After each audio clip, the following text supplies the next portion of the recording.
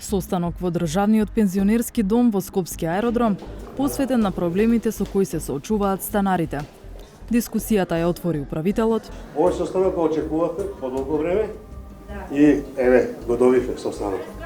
Присутни беа двајца представници на Фондот за пензиско осигурување, како и заменик на Народниот правобранител. Целта ни е да ви помогнеме. Што може да се помогне за да се подобрат условите. И почна форумот со станарите. Ја дојдо 2006 раселена Рачинец. 2006 кога дојде у мојата соба, дојде у штала. Мојата шала у Рачино беше почиста. Купатилото јас кога дојдов веќе скроз руинирано. Пола зграда направивте, ги реновиравте ли купатилото? Да. Зашто половината зграда остана нереновирана? Колку беа средства тогаш? Ни светлото го имаме кој што треба, ни влезовите, ни се влегува во домот. Бункер систем сум го пишал. Како хорови. Некој Што ви е без тега луѓе? Ама сега не знам што сака. Ама дојдете на вечер. Значи, ја не можам да спатам. Фрла ѓубре пред зграда. Се тепаат меѓусебно, тоа е невидена работа. Точно така. Точно е. Не е пијунки. Ние станарите сме повеќе криви него ли правникот. Еден од најгорливите проблеми е парното грејење. Приклучени се малкумина и плаќаат високи сметки. Никој не е стоплен. И ладни радиатори, тоа е нешто чудо.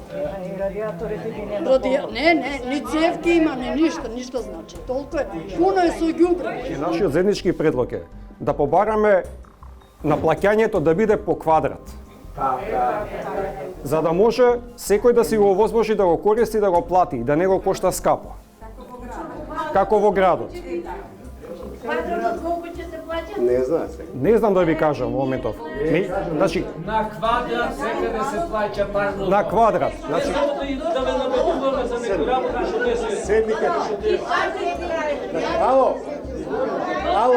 Бе молам. Само една минута. Чичко Тошо, една минута. Застанете луѓе, Чичко Тошо. Те молам, или излези или заклjuči. Те молам.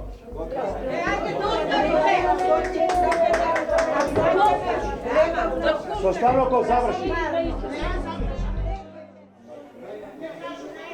По состанокот кираџиите се прибраја во становите, а ние тргнавме во обиколка на домот. Осветлувањето во ходниците не е исправно секаде. На некои места фасонките се во очајна состојба. И дел од зидовите се руинирани. Домот има 4 ката, а пензискиот фонд ги има дадено сите станови под закуп. Во домот живеат 170 станари кои месечно плаќаат кирија од 500 до 1000 денари. Дел од жителите ни дозволија да видиме каква е моменталната состојба во внатрешноста на становите. Го правеа кровот и овде кога изби све добро. И тука, и во кујната, и во другата соба. И сега што да правиме ние? И неќа да ми кречат мене, 2 стана ги окречива, не знам колку стана се поплавени. Еве тука, да, и оваа соба има, и тука во тој ќош фати поплавата. И овдека, ова е све поплавено, може слободно тука да влезете. Еве од каде е поплавено. Еве, дури ова све сум го тргала срце назад, да ставам кебиња, еве уште стои најлон одгоре. Радиаторите се неисправни, а за 35 квадрати месечната сметка за парно грејење е околу 4000 денари, што по смртта на сопругот Лилијана тешко може да ја подмери. Двете фактури за 8-9 не ми се платени, немам пари. Молев, барав да се исклучам, или да не уклучат сите, или да не исклучат сите, не даваат. И сега што да правиме? Проблеми. Во други станови, во очајна состојба ги затекнавме тоалетите. Дента кога го посетивме домот, лифтот работеше.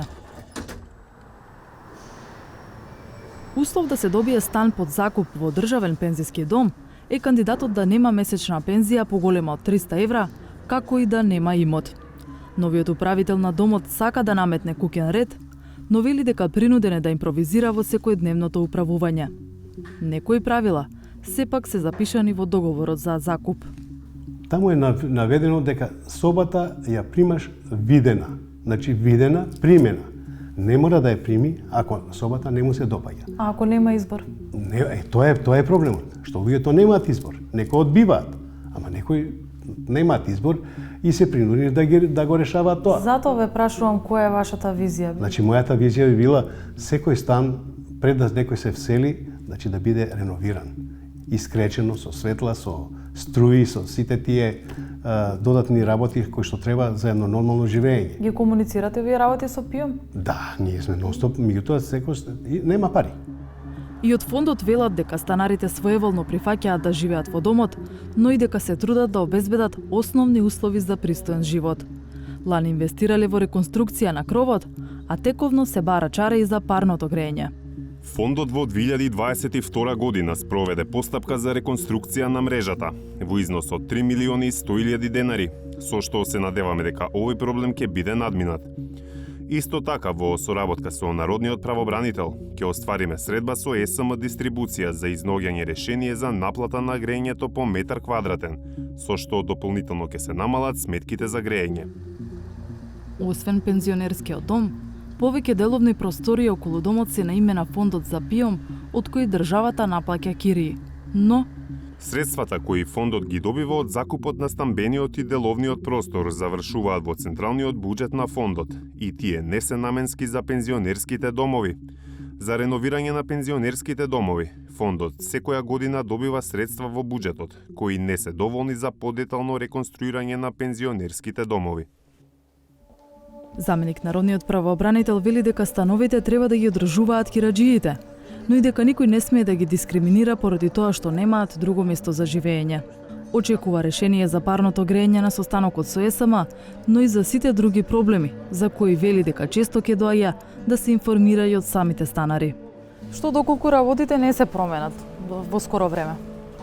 Тогаш ќе одиме со информација до владата, да информираме за тоа каква е состојбата, колку време сме посветени на ова прашање, што све сме преземале од наша страна за да се подобри состојбата и сепак владата нека си преземе конкретни действија, затоа што во крајна сметка Фондот за пензиско и инвалидско осигурување е орган кој што дава одговорност за своето работење пред владата.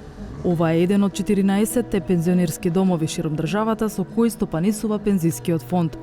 Омбудсманот апелира сите граѓани од трета доба кои живеат под државна капа и се соочуваат со дискриминација, тоа да го пријават кај нив.